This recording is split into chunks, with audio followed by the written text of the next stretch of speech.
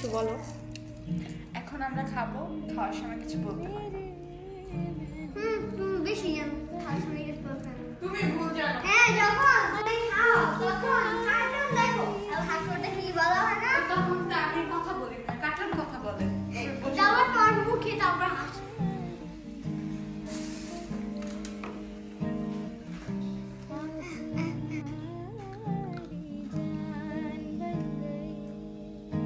Yummy, মজার গান তো। আমি তো আরো তো